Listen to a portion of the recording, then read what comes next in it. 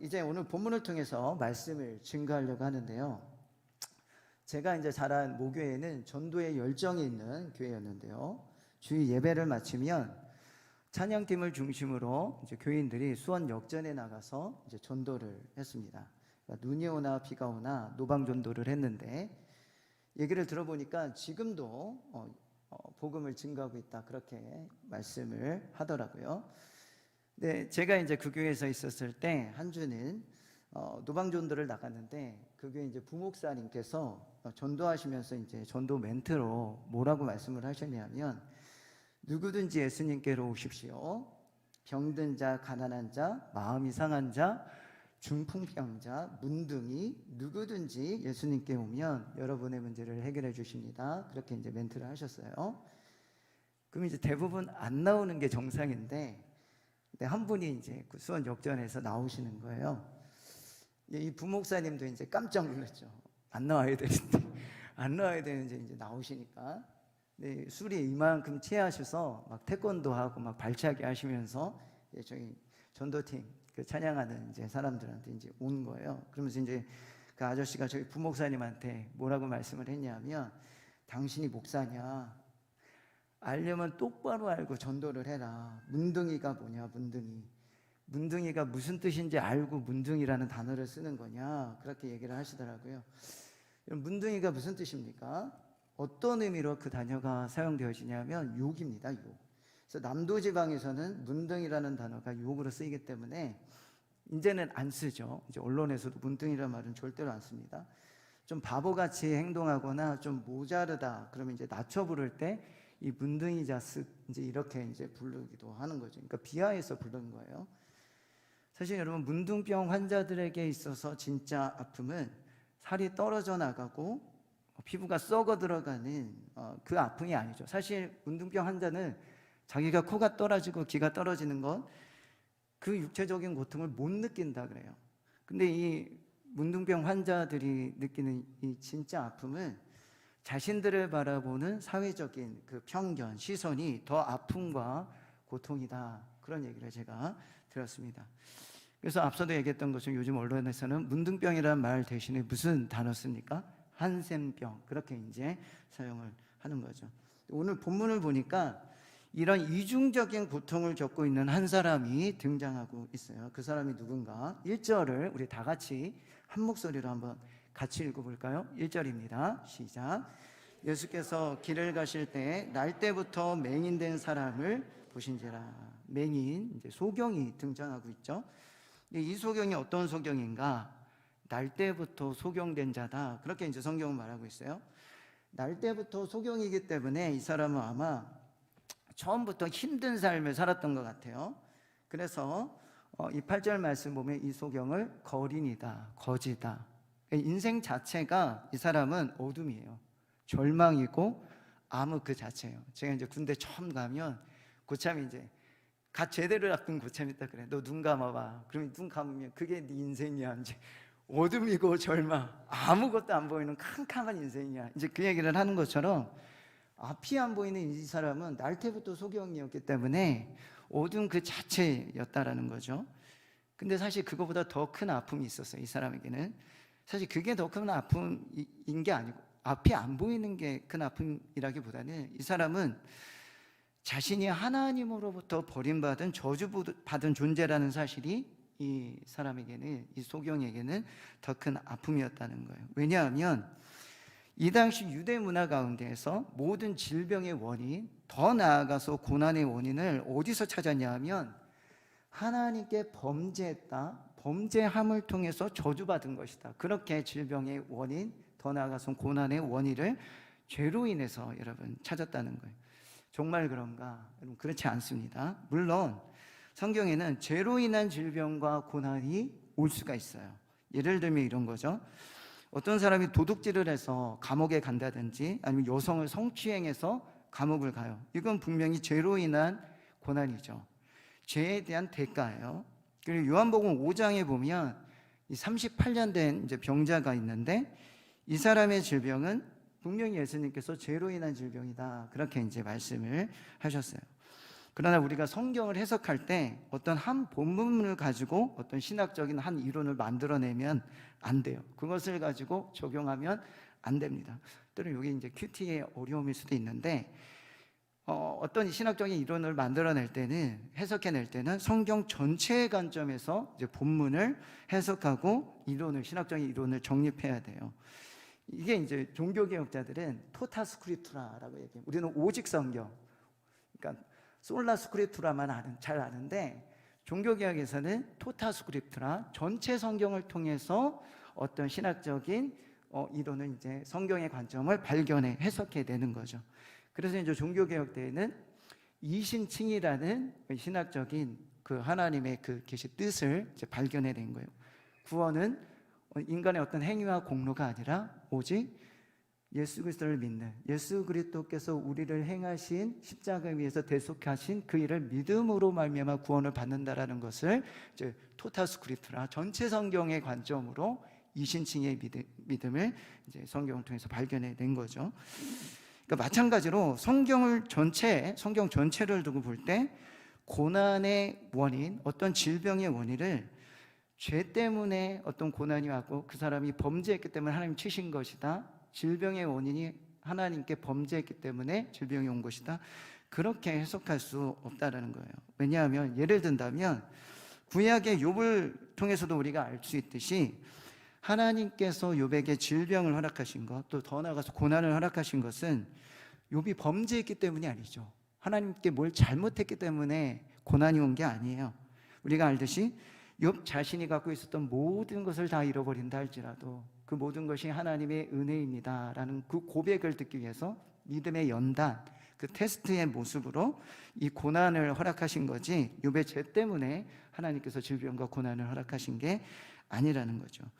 그럼 여기서 이제 우리가 생각해야 될 게 있어요. 그게 뭔가? 고난을 당하고 있는 성도가, 내가 지금 고난을 당하고 있어요. 고난을 당하고 있는 성도가 하나님에 대해서 취해야 할 본질적인 자세, 그 고난에 대한 하나님에 대한 자세, 그것을 우리가 생각해 봐야 된다는 거예요. 바꿔서 얘기를 하면 하나님이 나에게 주신 고난을 어떻게 생각하고 감당할 것인가, 하나님을 생각하고 감당할 것인가, 거기에 고난의 의미를 우리는 발견할 수 있다는 거예요. 좀 더 쉽게 예를 들어서 설명해 볼게요. 내가 지금 당하고 있는 고난이 이제 혹 100번 양보해서 혹 죄로 인한 고난으로, 죄로 인한 질병이 왔다 할지라도 내가 철저하게 하나님께 회개하고 나아가면 하나님은 나의 그 어떤 죄악도 용서하시는 용서의 하나님이라는 것을 고난을 통해서 깨닫고 발견하게 되어졌다면, 그래서 하나님이 주신 고난의 의미를 깨닫게 되어졌다면 이 사람 고난의 의미를 잘 발견하고 있는 거죠. 하나님의 관점에서 발견하고 있는 거죠.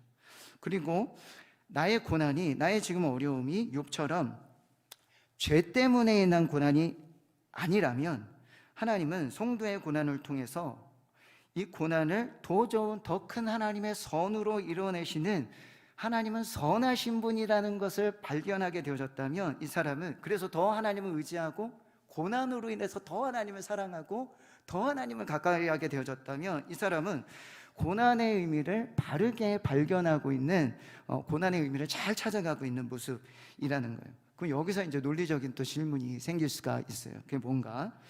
목사님, 하나님께서 공의와 사랑의 하나님이라는 것을 꼭 내가 고난을 경험하지 않게 하시고 그냥 말씀만으로도 얼마든지 깨닫고 알게 해주시면 안 되는 겁니까? 그렇게 이제 질문할 수 있을 것 같아요. 실질적인 고난 가운데 있다면. 그런데 정말 그렇습니다. 아담의 타락한 죄된 본성을 가지고 모든 인류는 태어나거든요. 좋아요, 여러분. 목사지만 저도 또한 마찬가지로 타락한 아담의 죄성이 있습니다. 아담의 타락한 본성을 가지고 있는 사람은 그래, 우리의 성정이 그래요. 고난을 겪고 깨닫지 않으면 결코 하나님이 날 사랑한다, 이 세상 그 어떤 것보다도 변치 아니하는 사랑으로 날 사랑한다라는 것을 때로는 우리는 깨닫지 못한다는 거예요. 그래서 하나님께서는 당신의 자녀들을 사랑하지만 때론 우리에게 고난을 허락하시는 거죠. 그럼을 통해서 하나님을 더 의지하게 만들고 더 사랑하게 만드시는 겁니다. 그리고 예수 그리스도를 이 고난의 방식을 통해서 닮아가게 만드시는 거예요. 그래서 오늘 말씀을 보면 이 소경도 그런 질문을 가지고 이제 예수님께 찾아온 거죠. 생각해 보세요. 수많은 사람들 가운데서 왜 나는 앞을 보지 못하는 겁니까? 수많은 사람들 가운데 만약에 형제가 있었다면 그 형제 말고 왜 납니까? 의문이 되어진단 말이에요. 자신의 머리로 풀리지 않는 인생의 문제를 예수님이라면 말씀해 주시고 깨닫게 해줄 수 있다라는 그 기대와 소망을 가지고 이 소경은 온 겁니다. 왜 그런 기대와 소망이 생긴 거죠? 들은 거죠. 예수님에 대한 소문이 유대 땅 가운데 쫙 퍼진 거예요. 예수님을 만나는 사람은 안진뱅이가 일어나고 귀신이 떠나가고, 예수님이 계신 곳에서는 물고기 2마리와 보리떡 5개로 5,000명을 먹이고, 또 어떤 사람은 죄사함도 받았다더라. 이 소문이 온 유대에 퍼졌기 때문에 이 소경 또한 이 예수님을 만나면, 이 예수를 만나면 내 인생이 변화되어질 것이다, 그런 기대와 혹시 모를 소망을 가지고 예수님을 찾아온 거예요. 자신의 인생에 대한 대답을, 풀리지 아니하는 그 대답을 듣기 위해서 이제 온 거죠. 드디어 이제 이 소경이 예수님을 만났습니다. 그런데 이 예수님께로 오는 이 소경의 모습을 보면서 제자들이 예수님과 이제 대화하기 시작한 거예요. 뭐라고 대화하는가, 뭐라고 얘기하는가 중요해요. 2절 우리 같이 한번 요한복음 9장 2절 말씀 같이 한번 한 목소리로 읽어보겠습니다. 시작. 제자들이 물어 이르되 라삐여, 이 사람이 맹인으로 난 것이 누구의 죄로 인함이니까? 자기니까? 그의 부모이니까? 무슨 말입니까? 여러분, 제자들의 생각 속에서는 지금 뭘 깔고 있냐면 이 사람의 소경됨이 죄 때문이라는 사실을 기본적으로 깔고 있는 거예요. 이게 어떻게 보면 일종의 운명론이라고 할 수 있는 겁니다. 심리학에서 이런 운명론 이론을 이제 프로이드 같은 사람이 이제 펼치는데, 그런 죄 때문에 이 사람은 소경이 됐기 때문에 이 사람이 소경으로서 어둠, 절망 그 자체로 살아가야 되는 건 어떻게 보면 당연한 거죠, 예수님? 하면서 예수님께 질문을 던진 거예요. 여러분, 이제 이 상황은 어떤 상황이냐면 제자들이 예수님의 콜링을 받고 따른 지 꽤 된 시점이에요. 그러면 예수님의 가르침을 최소한 1, 2년은 여러분 제자 훈련 직강이잖아요. 저자 직강을 받았으면 제자들이랑 그렇게 얘기하면 안 되죠. 이 사람이 소경된 게 이 사람의 죄입니까, 예수님? 아니면 이 사람의 부모의 죄입니까? 그렇게 말하는 대신 여러분 뭐라고, 여러분 복음에 대해서 좀 들었다면, 복음이 뭔지를 알았다면 뭐라고 여러분 얘기해야 됩니까? 예수님, 이 사람이 누구의 죄인지는 모르지만 혹 이 사람의 죄 때문에 이렇게 됐다 하더라도 이 사람이 회개하고 돌이키면 하나님이 이 사람을 용서하시고 이 사람을 온전케 해주실 수 있으시죠. 그리고 이 사람을 통해서 하나님의 영광이 나타나겠죠. 그렇게 여러분 제자훈련 받았으면 그렇게 대답이 나와야 되잖아요. 예수님, 이 사람이 죄인이 된 게 이 사람 죄입니까? 이 사람 부모의 죄입니까? 그렇게 얘기하고 있는 것이죠. 제자들은 아마 이 소경 아마 들었을 것 같아요. 여러분, 앞이 안 보이면 귀가 되게 밝아진다 그러더라고요. 아마 들었을 것 같아요. 그리고 이 사람이 마음이 무너졌을 것 같습니다. 요즘 말로 마상 입었을 것 같아요. 마음의 상처가 되어졌을 것 같아요. 그래, 여기서 이 얘기 또 듣는구나. 예수 공동체라고 하는, 지금으로 하면 뭐 교회겠죠. 교회 안에서도 이런 얘기 또 듣는구나. 세상 사람들이 날 보는 시각이 똑같구나. 내 운명은 빌어먹을 운명이구나. 어쩔 수 없는 내 인생은 그런 인생인 거구나. 운명론 가운데 이 제자들이 예수님과 하는 대화를 통해서 그렇게 마음이 여러분 무너졌을 겁니다. 그리고 이제 여기도 아니구나. 아마 더 마음의 상처를 받았겠죠. 교회 왔는데 교회에서 내 뒤에서 하는 얘기가 그런 얘기구나. 더 상처가 되어졌겠죠. 그리고 이제 돌아서려고 그때 일평생 한 번도, 단 한 번도 여러분 들어보지 못한 소리를 듣게 돼요. 그게 어떤 말인가? 3절입니다. 3절 우리 같이, 중요하니까 한 목소리, 다 중요하네요. 3절 같이 읽어보겠습니다. 시작. 예수께서 이 사람이나 하시되 그 부모의 죄로 인한 것이 아니라 그에게서 하나님이 하시는 일을 나타내고자 하심이라. 할렐루야. 하나님이 하시는 일을 나타내고자 합니다. 이런 소경이 생각했을 겁니다. 아니 내가 소경이 된 이유가 내 죄 때문도 아니고 내 부모가 잘못해서도 아니라고? 하나님의 영광이 나타나기 위한 일이라고? 집에 가려고 했을 거예요. 2번 다시도 이제 예수 예자다 안 꺼내고 이제 돌아가려고 했을 겁니다. 실망했어요. 예수의 제자 공동체에 실망했어요. 여긴 더하구나. 뒤에서 더 까는구나. 그래서 이제 돌아가려고 하는 순간 한 번도 들어보지 못한 소리를 듣게 된 거예요. 하나님의 영광이 나타날 그 상황이구나라는 것을, 자기의 이 연약함을 이제 보게 되어진 거죠. 그리고 예수님께서 이 소경을 부르고 이제 본격적으로 치유하기 시작합니다. 어떻게 이제 이 소경을 고치시는가? 3번에 걸쳐서 이렇게 나누어서 고치시는 것 같아요. 먼저 6절입니다. 6절 말씀 보니까 이렇게 처음에 1차 치료를 하세요. 이 말씀을 하시고 땅에 침을 뱉어 진흙으로 이겨 그의 눈에 바르시고. 예수님의 치료 방법이 좀 독특합니다. 독특하다 못해 하나님의 방법치고는 약간 좀 더티해요. 좀 지저분해요. 땅에 침을 뱉어 진흙을 이겨 눈에 바르시고. 여러분, 우리가 알듯이 팔레스타인 지방은 아주 건조한 사막 기후이기 때문에 흙이 매우 건조해요. 그래서 오늘 본문의 표현처럼 침을 뱉어서 여러분 진흙을 만들 정도면 소량의 침으로는 안 돼요. 다량의 침을 여러분 단전에서부터 끌어올려야 돼요. 하고 여러분 뱉어야 돼요. 예수님 지금 뭐 하고 계신 겁니까? 불법 의료행위 하고 계신 거예요. 야매예요, 야매. 지금 이런 행동하면 큰일 납니다. 잡혀갈지도 몰라요. 야매하면 큰일 납니다. 여러분, 일단 이 소경은 예수님이 너를 통해 하나님의 큰일이, 하나님의 영광이 나타날 것이다, 이 말에 일단 은혜 받았어요. 너무 은혜 받았어요. 전혀 들어보지 못한 말인데 너무 은혜 받았어요. 그래서 아마 좀 더러워도, 더러운 거 왜 모르겠어요. 소경이라도 더러워도 너무 은혜를 받았기 때문에 좀 참고 있는 거예요. 제 느낌이에요. 더러워도 한번 참아보자. 꾹 참아보자. 뭔지 한번 참아보자. 그래도 그렇지, 여러분, 예수님이 어떤 분이십니까? 제2위 신성을 가지고 계시는 하나님이세요. 신적인 능력이 충만하신 분이란 말이에요.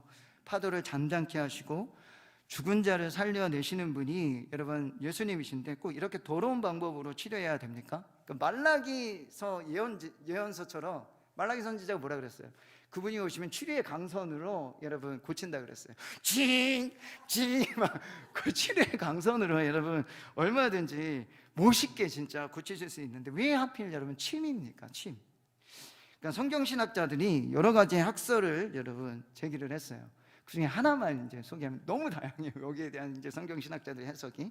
하나만 소개하면, 이때 당시 1세기 중동 지방에서 침은 어떤 주술적인 여러분 능력이 있었다고 믿었어요. 그래서 실제로 침을 사용해서 질병을 고치는 데 이제 활용을 한 거죠. 그래서 이제 이 신학자는 예수님께서도 이 사람의 눈높이에 맞춰서, 이 침을 통해서 많은 사람이 낫다라는 소문이 있으니까 눈높이에 맞춰서 그 기대와 소망을 갖게 하시려고 침을 사용한 것이다, 그렇게 이제 해석하는 이제 신학자가 있어요. 이제 제가 어렸을 때도 이제 시골에 가면, 저 때만 해도 라떼 얘기 안 하면 좋은데, 저 때만 해도 시골에 갔는데 약이 없다 그러면 이제 저희 할머니가 이제 어떻게 하셨냐면 할머니 선약서, 할머니 선약서 가면 진짜 낫는 것 같아요. 뭐 물이 안 좋아서 막 시골 가서 막 배탈 나도 할머니 약속하면 희한하게 막 낫는 듯한 그런 느낌이 이제 든단 말이에요. 그러니까 침에 이제 이 신학에 어떤 주술적인 이제 능력이 있다라는 거죠. 예수님의 침이니까 얼마나 능력이 있다라고 생각을 하겠습니까? 그렇지 않습니다, 여러분. 여러분, 침에서 능력이 나오면 설교는 뭐하러 합니까? 침만 뱉으면 되지. 침만 뱉으면, 목사님 마음이 아픕니다. 가슴 대세요. 목사님 다리가 아파요. 다리 대세요. 아니에요, 여러분. 여러분, 능력은 침 그 자체에서 나오는 것이 아니라 예수님이 하신 말씀에서 여러분 나오는 겁니다. 얼마 전에 제가 유튜브를 보다가 깜짝 놀랐습니다. 제가 베니 흰이라는 이제 신비주의 운동하는 목사의 영상을 봤는데, 이 사람이 이제 집회를 하면서 자신이 이제 입고 있었던 이 옷을 벗어서 휙 던져요. 그리고 여기 있는 사람이 와 하고 다 쓰러져요. 성령이 역사다 하면서 싹 쓰러집니다. 옷에서 어떤 신비한 능력이 나가는 겁니까? 그런 거 아니란 말이에요. 여러분, 그런 것이 하나님의 능력이라면 기독교에서 말하는 여러분 믿음이라는 것은 아주 천박해지는 거예요. 천박한 것을 넘어서요, 성경에서 말하는 믿음의 본질과 멀어도 너무 멀어진 겁니다. 여러분, 이런 기독교적인 이 왜곡, 이런 실수들은 기독교 역사 가운데 너무 많았어요. 대표적으로 하나만 예를 들면 로마 카톨릭이 여러분 그렇습니다. 실제로 로마 카톨릭에서는 무엇을 거룩한 성물이다 그렇게 이제 말하냐면, 예수님이 달린 십자가의 그 나무 조각들, 그게 얼마나 거룩하다고 생각해요. 예수님이 거기서 십자가에서 죽으셨으니까 그걸 성물이라고 생각한단 말이에요. 예수님이 쓰셨던 가시면류관, 예수님이 입었던 옷들, 더 나아가서는 베드로와 그의 제자들, 그러니까는 베드로와 그 사도들이 입었던 옷 같은 것을 성물이라고 해서, 요 성물을 만지고 기도하면 죄가 용서받는다. 더 정확하게 이야기하면 형벌이 이제 감해진다라고 해요. 그리고 어떤 베드로의 옷자락을 만지고 기도하면, 입었던 옷을 만지고 기도하면 기도가 더 빨리 하게 되어진다. 그래서 카톨릭 신학에서는 이걸 잉여 공로 사상이라고 그래요. 잉여 공로 사상. 지금도 이건 여전해요. 그래서 로마 카톨릭 예배당 가보면 막 베드로 상, 뭐 그 예수님의 그 가시면류관, 그게 수많은 카톨릭 교회가 있을 텐데 그게 다 있대요. 다 분명히 거기에는 가짜도 있는 거죠. 이 실제가 아닌 것도 있는 거예요. 근데 이런 것을 통해서 만질 때 거기서 능력이 나타난다. 그렇게 그 죄 사함을 받게 되어진다. 그래서 로마 카톨릭은 뭐가 많은 겁니다. 성상도 많고 뭐 어떤 유물들도 많고 그런 거 다 갖다 여러분 놓는 거예요. 그렇지 않습니다, 여러분. 죄인의 구원은 오직 예수님이 나를 위해 십자가 위에서 행하신 그 대속을 말씀을 통해서 깨닫고 믿음으로 순종함을 통해서 여러분 죄 사함을 받는 거예요. 예수님이 매달린 그 나무 조각, 거기 그 자체에 능력이 있는 게 아니고, 그 조각을 붙들고 기도한다고 여러분 그 죄사함을 받는 게 아니고, 인효공로가 나아가서 기도 응답이 더 빨라지는 게 아닌 겁니다. 우리가 기도 응답 받는 것은 우리의 어떠함 때문에 받는 게 아니에요. 우리가 하나님의 자녀가 되어졌기 때문에 우리 대신 중보하시는 유일한 중보자 되시는 예수 그리스도께서 여러분을 위해서 기도하고 있기 때문에, 여러분의 그 기도를 예수 그리스도의 이름으로 기도할 때 그 신분 때문에 우리는 기도 응답을 받는 겁니다. 그래서 우리 믿음의 선배들, 종교 개혁자들은 구원을 받는 참된 믿음은 그런 게 아니다 라고 얘기하면서, 구원은 오직 그리스도, 솔라 크리스투스, 오직 은혜, 솔라 그라티아, 오직 말씀, 솔라 스크립투라, 오직 믿음, 솔라 피데, 오직 하나님의 영광을 위해서 믿음은 사용되어져야 된다, 그렇게 말하고 있는 것이죠. 그래서 종교개혁을 우리 믿음의 선배들이 일으키고, 예배당 안에 있었던 성상들, 그 성물들, 막 예수님의 가짜예요. 다 예수님 앞에 무엇이라고 하는 것들, 그거 다 어떻게 한 겁니까? 예배당 안에서 없애버린 거죠. 그래서 우리 개혁교회 안에는, 우리 개신교회 안에는 예배드리는 예배당에 뭐만 있습니까? 이 강백산만 있는 겁니다. 우리는 하나님의 말씀을 온전히 드러낼 그 말씀에 순종하겠다는 그 정신으로 강대상밖에 없는 거예요. 그러니까 목사님 얘기해 주셨던 것처럼 저는 대신측 교단 목사인데, 여러분이 속해 있는 합동측은 심지어 나무 십자가 없죠. 이게 합동측이 아닌 다른 교단에서 좀 약간 진보적인 통합측이나 그런 교단에서 이제 신앙생활을 하신 분은 왜 교회 예배당이 없지? 합동측에서는 심지어 나무 십자가 맞아 뭐 한 겁니까? 치운 거예요. 예수님보다, 예수님이 여러분을 위해서 행하신 구속의 은혜, 거기에 우리는 집중해야 되는데, 예수님보다 예수님이 매달린 나무 십자가, 거기에 어떤 능력이 나간다고 생각해서 그것을 의지하게 되면 이게 또 다른 성경의 가르침과 위배되어지는 우상이 되어질 수 있다 해서 이 십자가마저 이 합동측 교단은 잘한 결정이죠. 총회에서 결의해서 치운 겁니다. 여러분, 하나님의 능력은 예수님의 침 그 자체의 능력이 있는 것이 아니라 예수님이 하신 그 말씀에 여러분 능력이 있는 겁니다.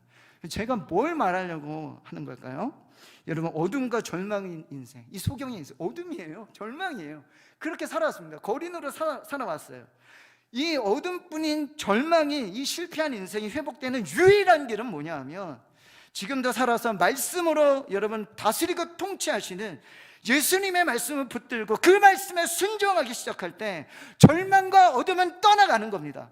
그리고 진리의 말씀이 비칠 때 그 모든 죄악으로부터, 모든 상황으로부터 여러분 자유케 되어지는 겁니다. 그리고 하나님이 비로소 그 말씀을 붙들고 살아갈 때, 그때 주께서 일하기 여러분 시작하는 거예요. 그럼 이제 언제 순종해야 되는가? 그게 이제 요한복음에서 말하고 있는 아주 중요한 이제 신학적인 테마인데, 낮과 밤의 신학이라 그래요. 요한복음에서는 하나님의 말씀이 들려주고 있는 지금 하나님의 말씀에 순종해야 된다는 겁니다. 예수님께서 소경에게 하나님의 말씀을 증거하시면서 지금 너에게 들려지고 있는 이 낮에 하나님의 말씀에 소경 너는 순종해야 된다. 밤이 되면 늦어. 그렇게 말씀하고 계세요. 하나님의 말씀에 지금 순종해야 돼. 하나님의 말씀이 들려지고 선포되어지고 있는 지금 너는 하나님의 말씀에 순종해. 그래서 4절 말씀 보십시오. 4절 말씀에 보면 낮에 내가 활동하고 있는 복음이 들려지고 있는 하나님의 말씀이 네 귀에 지금 들려지고 있다면 그 하나님의 말씀에 지금 순종할 때 주께서 일하시기 시작한다는 거예요. 주께서 이 소경을 어둠에서 빛으로 이끌기 시작하신다는 겁니다. 참된 회복의 시작은 여러분 무엇으로부터 시작됩니까? 하나님의 말씀을 듣고 그 말씀에 순종하는 것으로부터 하나님의 은혜는 여러분 회복은 시작되어지는 겁니다. 두 번째로 예수님께서 소경을 어떻게 여러분 치료하시는가? 2차 치료를 하세요. 1차 치료 끝나고 끝난 게 아닙니다. 2차 치료로 실로암으로 보내세요. 그러니까 두 눈에 진흙을 바른 채로 실로암 못가로 여러분 보내고 계시는 거죠. 이건 무슨 의미인가? 지금 생각해 보십시오. 안 그래도 이 소경은 두 눈이 안 보여요. 그런데 소경의 눈에다가 진흙을 바른다는 것은 소경을 더 뭐하게 만드는 거예요? 소경되게 만드는 거죠. 그러니까 이 사람이 앞이 안 보인다는 거 모르는 사람 없습니다. 이 동네 사람 가운데. 그런데 왜 예수님은 소경의 눈에 진흙을 여러분 바르게 하셨을까요? 여기는 이중적인 의미가 있어요. 그러니까 지금 소경의 이런 모습을 자기 자신은 알아요. 내가 지금 소경인데 날 더 안 보이게 하네, 좀 민망하게 하네, 한단 말이에요. 근데 이 모습을 또 누가 보고 있습니까? 소경만 인지하고 있는 것이 아니고 유대인들 그리고 바리새인들이 여러분 지금 보고 있단 말이에요. 그러니까 유대인들 중에 바리새인들은 자신들이 의인이라고 생각하는 자들이에요. 무슨 말인가? 여러분 이런 소경의 이상한 행동을 전문 용어로는 세레모니라고 얘기를 해요. 그러니까 세레모니가 여러분 뭔지 아시죠? 어떤 사람의 몸짓을 통해서 자신의 의사를 자신과 주위 사람들에게 전달하는 행위가 세레모니예요. 이런 세레모니 어디서 많이 하나요? 축구에서 많이 한단 말이에요. 예를 들면 이런 거죠. 많은 축구 선수들이 자신이 이제 골을 넣으면 세레모니를 한단 말이에요. 그러니까 지금 첼시에 있는 진첸코 EPL의 축구 선수가 있어요. 아마 아스날로 간 것 같은데 이 사람이 이제 우크라이나 사람이에요. 근데 골을 넣고 우통을 벗는 세레모니를 했어요. 그리고 노워라고 했어요. 그 얘기는 뭐예요? 전쟁은 우리가 일으킨 것이 아니고 러시아에서 전쟁을 일으켰다. 그러니까 이 러시아는 전쟁을 중단해라. 그것을 이제 사람들에게 보여주기 위함인 거죠.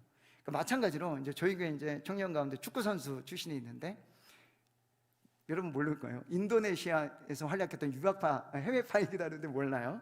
근데 이 친구가 골을 넣으면 이제 기도 세레머니를 한단 말이에요. 그럼 이제 그 아버님 집사님 저한테 이제 청년 시절에 우리 아이가 골 넣었습니다. 기도하는 모습을 이제 그 인도네시아 신문에 나오는 걸 저한테 스크립에서 이제 보여주시더라고요. 무슨 얘기예요? 그리스도인들은 골을 넣었을 때 이 골은 내 능력으로 넣은 것이 아니라 하나님이 함께 해주심을 통해서 골을 넣을 수 있었습니다. 하나님은 살아계십니다 라는 것을 자기만 신앙으로 고백하는 것이 아니고 그 행위를 통해서 보고 있는 수많은 관중들에게 무언의 이제 시위를 이제 세레모니로 여러분 하는 것이죠. 마찬가지인 거죠. 예수님이 소경의 눈에 진흙을 발라서 소경을 더욱더 소경되게 하신 것은 먼저 이 소경에게 여러분 인정하라는 거예요. 먼저 뭘 인정하라는 겁니까?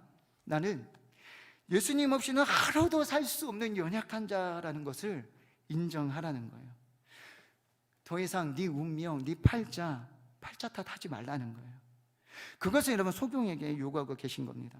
내가 그때 이 부모를 만나지 않았으면 내 인생이 이렇게 꼬이지는 않았을 텐데 그 탓하지 말라는 거예요. 내가 그때 그 인간을 만났으면 부부로 만나지 않았으면 내가 이 모양 요거를 아닐 텐데 그 탓하지 말라는 거예요. 내가 키가 조금만 더 컸더라면 내 인생이 이렇게 살지를 않았을 텐데 그거 하지 말라는 겁니다. 그거 하지 말고 하나님은 너의 연약함을 하나님 앞에서 인정할 때 하나님께서 너의 그 연약함을 통해서 하나님의 영광이 나타날 놀라운 계획을 가지고 있다는 것을 인정하라는 거예요. 소경을 더 소경되게 하심을 통해서 너의 연약함을 하나님 앞에서 인정하라, 그렇게 말씀하고 계신 겁니다. 여러분 하나님의 영광이 어떻게 나타납니까? 그 고난을 통해서요. 내 인생의 과거의 아픔과 상처와 슬픔을 통해서 그 고난을 통해서 진짜 복이 무엇인지를 깨닫게 만드시는 거예요. 진짜 복이 뭡니까? 여러분이 아까 행복 얘기했잖아요. 찬양했지 않습니까? 진짜 복이 뭐예요? 돈이 많고 적음이 아니죠. 그거 오해하면 안 돼요. 예수 믿으면 뭐가 당장 된대더라, 뭐가 그거 아니죠. 건강해지고 건강이 안 해지고가 아니죠. 진짜 여러분 복은 예수님을 구주로 믿고 그분이 내 삶의 주인이 되어주시는 것, 그게 복인 겁니다. 믿습니까? 여러분, 그것만 있는 게 아니에요. 동시에 예수님은 이 진흙을 바르고 실로암 못 가라라고 말씀하고 있는 그 모습을 또 누가 보고 있습니까? 유대인들, 바리새인들 여러분 보고 있단 말이에요. 예수님께서는 그 얘기를 하고 있는 거죠. 바리새인 너희들이 이 소경에게 그렇게 정죄했잖아요. 어떤 죄가 있을 거야. 숨겨놓은 죄가 있었으니까, 저 부모가 어떤 잘못을 했으니까 하나님과 똑바로 살지 않아서 저 자녀들이 그런 거야. 그런 게 아니고 예수님께서 이 소경을 소경되게 하심을 통해서 이 바리새인들에게 말하는 건 뭡니까? 진짜 죄인은 바리새인들 너희라는 거예요. 너희들이 죄인이고 너희들은 너희의 죄를 구원하기 위해 내가 왔다, 내가 메시아라는 것을 너희들은 믿어야 된다는 거예요. 내가 바로 죄를 용서하는 구원자다, 메시아다라는 것을 믿어야 된다는 것을 이 소경에게 진흙을 바르시는 사건을 통해서 예수님께서는 말씀하고 계시는 겁니다. 예수님을 구주로 믿고 의지하고 순종해라, 그것의 세레모니 여러분인 겁니다. 마찬가지예요. 지금 동일하게 예수님은 여러분을 부르시고 계신 거예요. 여러분의 연약함을 여러분 인정하라는 겁니다. 여러분의 죄인됨을 인정하라는 거예요. 여러분의 연약함과 죄인을 하나님 앞에서 의지하며 예수님을 의지할 때 그때부터 누가 여러분 역사하기 시작한다는 겁니까? 주께서 여러분의 인생 가운데 역사하기 시작한다는 거예요. 혹 내가 더 나아가서 100번 양보해서 혹 내가 어떤 죄악으로 인해서 지금의 상황이 나타날 수도 있어요. 예수님께서 38년 된 병자를 향해서 죄 때문에 저가 병자 됐다고 그 여지를 열어놓으셨기 때문에 혹 맞아요, 내 죄악, 내 실수 때문에 그렇다 할지라도 우리가 그럼에도 불구하고 내가 예수님께 회개하며 주님의 은혜를 구하며 하나님께 나아갈 때 그분께서 나를 포기하지 아니하시고 내 죄악을 주홍과 같이 희게 만드시고 내 인생을 놀랍게 아름답게 변화시킬 것을 나는 믿습니다. 그것을 인정하고 나아갈 때 우리의 삶을 통해서 하나님은 새로운 놀라운 영광을 일으키길 원하신다는 겁니다.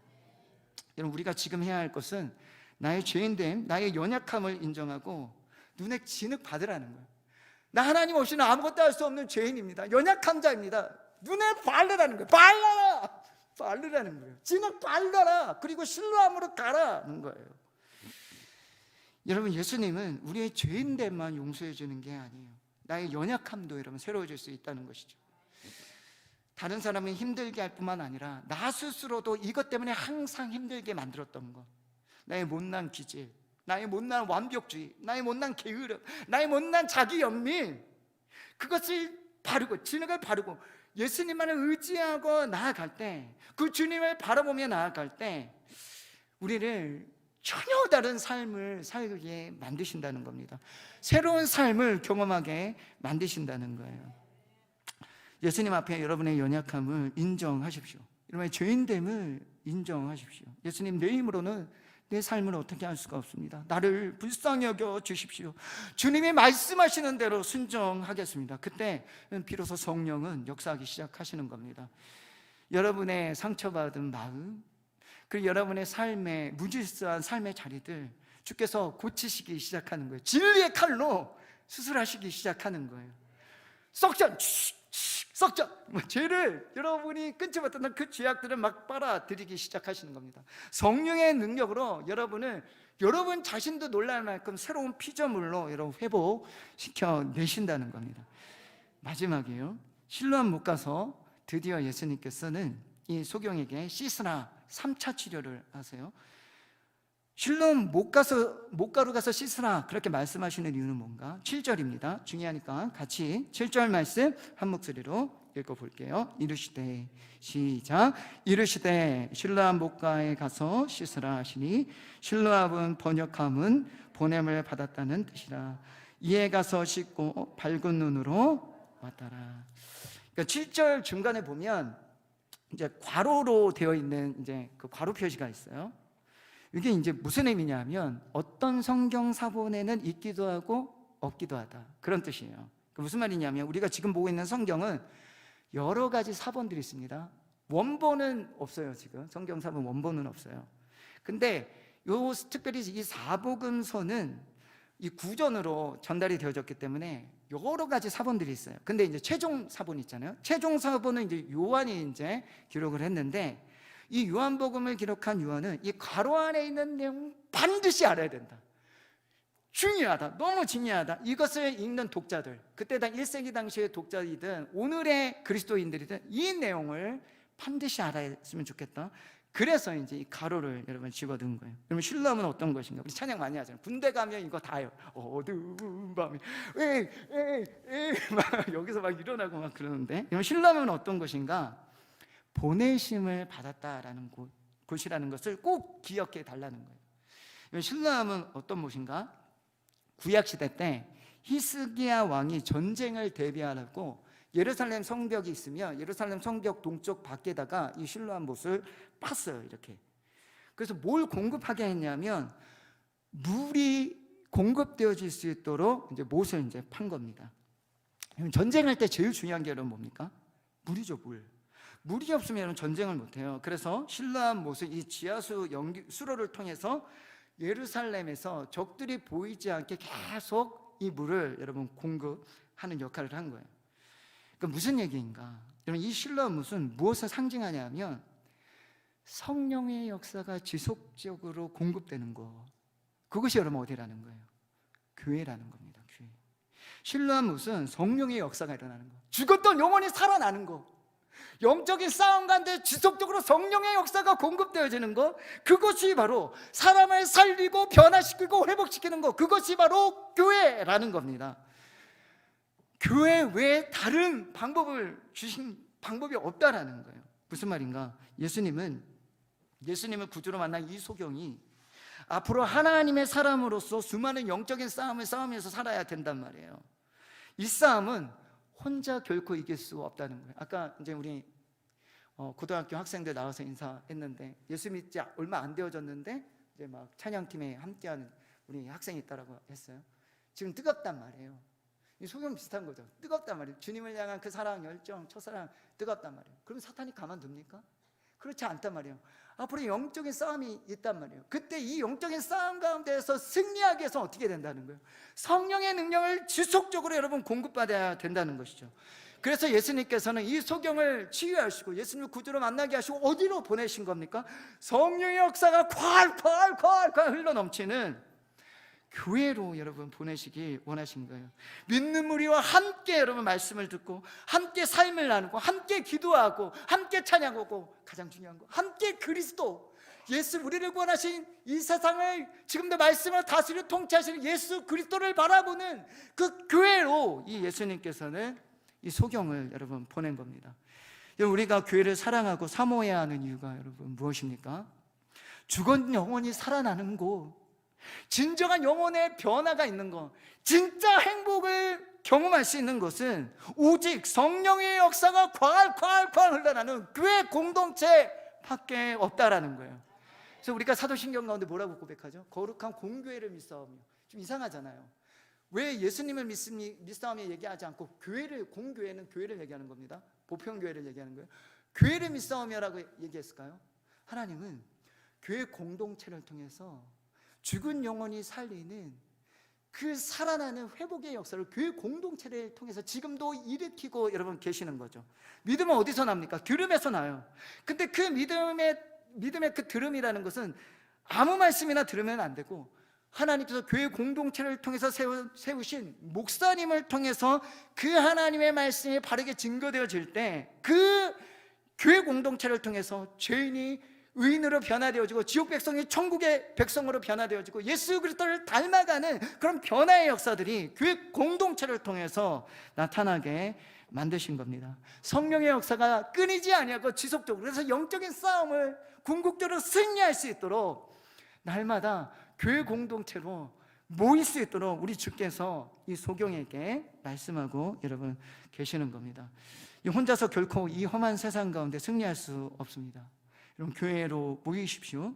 모이기를 피하는 어떤 자들의 습관처럼 하지 말고 날마다 교회로 모이십시오. 그리고 함께 하나님의 말씀을 듣고 그 말씀을 나누고 함께 기도하고 함께 찬양하고 함께 우리를 구원하여 주신 예수 그리스도만을 바라보며 나아갈 때 우리 안에 성령의 역사가 끊이지 아니하고 지속적으로 넘쳐나게 만드신다는 거예요. 그래서 결국 하나님의 백성들 천국 가는 그날까지 의의 길로 인도하시고, 때로는 상황을 열어주시고, 때로는 우리의 삶의 모든 것들을 공급하여 주셔서 마지막 최후 승리 얻기까지 승리케 만드실 줄 믿습니다.